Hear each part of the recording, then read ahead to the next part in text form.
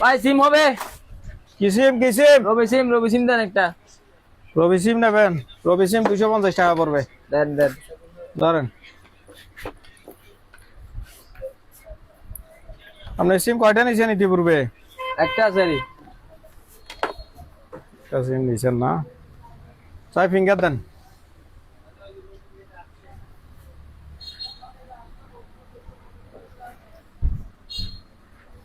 আপনার তো এক্সিডেন্ট দেখাচ্ছে, লিমিট এক্সিডেন্ট। আপনি একাধিক সিম নিয়েছেন, 10টা নিয়ে ফেলছেন বলতেছে। 10টা নিছেন? না কি বলেন ভাই, আমি শুধু একটা সিম, দুইটা সিম আছে এটা সহ। এখানে তো দেখাচ্ছে ভাই 10টা নিছেন। আপনি বলতেছেন আরো কথা বেশি বলতেছেন। আপনি 10টা নিছেন বলতেছে। তাই দেখান তো, আপনি একটা সিম নিছেন তো এটা দেখান। দেখেন এটা এই সিম এখানে আছে। আপনার এনআইডি কার্ড ঠিক আছে? আপনি এনআইডি কার্ড কিভাবে চেক করবেন জানেন?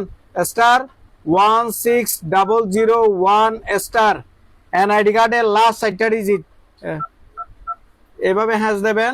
যে সিমটা নিছেন ওই সিম থেকে দেবেন। দেওয়ার পর আপনার কয়টা সিম দেখাবে? আপনার এখানে ডকুমেন্টসে বলতে 10টা, আর আপনি বলছেন নিছেন একটা। এই মেসেজ আসছে, আপনি দেখেন টোটাল সিম 10টা নিছেন।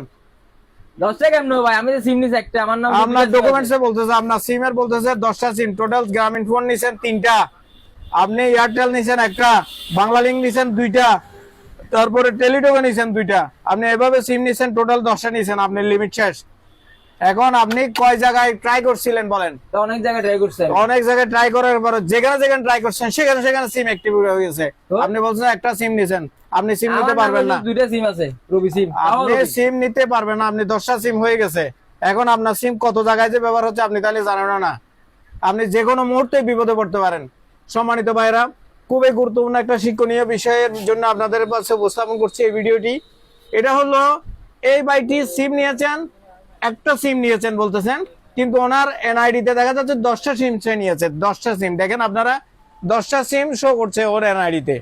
এর এনআইডি দিয়ে 10টা সিম কিভাবে চেক করবেন আপনাদের জন্য জানার প্রয়োজন আছে। যেমন *1600 স্টার এনআইডি কার্ড, আপনার যে ভ্যালিড একটা এনআইডি কার্ড আছে, এনআইডি কার্ডের লাস্টের 4টা ডিজিট স্টার দেওয়ার পরে, এইভাবে দেওয়ার পরে সেন্ড দেবেন। আপনার যে সিম থেকে অ্যাক্টিভ করছেন, করার পরে আপনাকে ফিরতি মেসেজে আপনার চলে আসবে এই যে আপনি কয়টা সিম নিয়েছেন আপনাকে এখানে দেখাচ্ছে। আপনি টোটাল ওনার সময় 10টা সিম নিয়েছে। তাহলে এই 10টা সিম যদি বাইরে ব্যবহার হয়, উনি একটা সিম ব্যবহার করতেছেন, আর 9টা সিম দেখা যাচ্ছে যে বিভিন্ন জায়গায় ব্যবহার হচ্ছে। হয়তো অসাধু কিছু ব্যবসায়ীরাও করতে পারে, বা বিভিন্ন কারণে এগুলো কি হয়েছে, আত্মীয় স্বজনও করতে পারে। এখন যদি আপনার একটা ঘটনা আমরা ইতিমধ্যেই ফেস করেছি, যে বাংলাদেশের যশোরে বোয়ালখালীর একজন লোক, চট্টগ্রাম বোয়ালখালীর একজন লোকের সিম যশোরে ব্যবহার হয়েছে, কিডন্যাপের কাজে ব্যবহার হয়েছে। কিডন্যাপের মানে একজন সন্তান তারকে কিডন্যাপ করে অবৈধ টাকা আত্মসাতের জন্য এভাবে কাজটা ব্যবহার হয়েছে। এখন এই অবৈধ কাজে ব্যবহার করার কারণে গভীর রাতে ডিবি পুলিশ এসে ওনাকে কি করে দেয়, ওনাকে অ্যারেস্ট করে নিয়ে যায় খুলনা থানায়, একটা রূপসা থানায়। তা এখন ব্যবহার হচ্ছে যে যদি এই ধরনের অবৈধ সিম কোনো খারাপ কাজে যদি ব্যবহার হয়, তাহলে যে কোনো মুহূর্তেই আপনি আইন শৃঙ্খলা বাহিনীর বিপদে পড়তে পারেন। সে কারণে আপনাকে উচিত হলো যে যদি আপনি সিমগুলো ব্যবহার করে আপনার অজানা অবস্থায় যদি সিম থেকে থাকে, তাহলে আপনি এই কোডটা মেরে আপনি সিমগুলো চেক করবেন।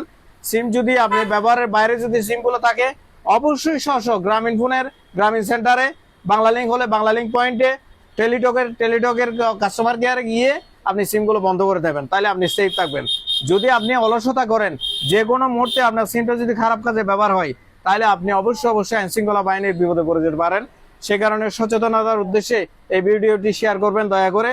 আর আপনার খুবই অ্যালার্ট থাকবেন, যে কোনো মুহূর্তে বিপদ ঘটে যেতে পারে। সে কারণে বিপদ থেকে সবসময় আমরা সেফ থাকার জন্য অ্যালার্ট থাকতে হবে। ধন্যবাদ। আসসালামু আলাইকুম রহমতুল্লাহ।